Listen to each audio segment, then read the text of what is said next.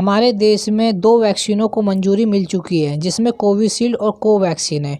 इसको इमरजेंसी में इस्तेमाल किया जा सकता है। केंद्र सरकार की तरफ से संकेत मिले हैं कि 13 जनवरी या 14 जनवरी से वैक्सीनेशन प्रक्रिया शुरू हो सकती है।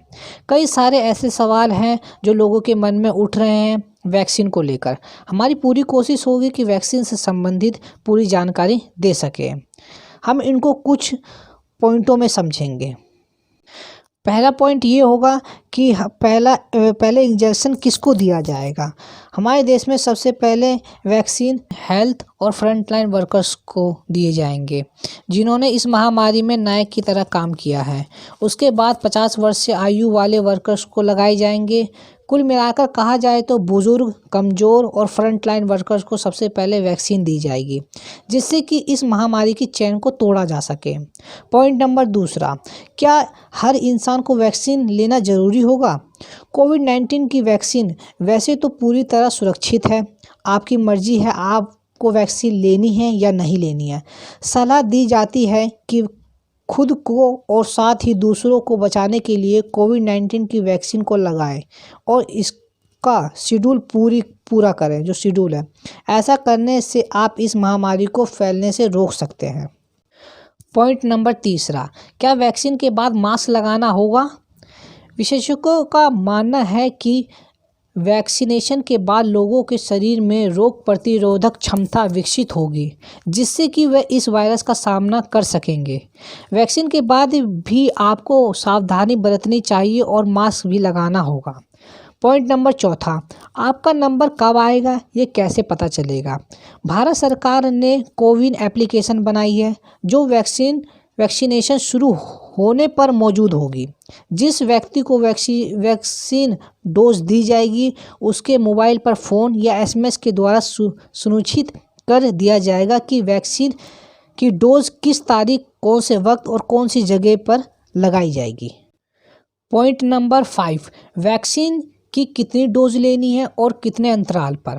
वैक्सीनेशन शेड्यूल के अनुसार एक व्यक्ति को वैक्सीन की 2 डोज दी जाएगी, जिसमें 28 दिनों का अंतराल होगा। एंटीबॉडीज़ के प्रोटेक्टिव लेवल्स आमतौर पर कोविड-19 वैक्सीन की दूसरी डोज लेने के 2 सप्ताह बाद विकसित होते हैं।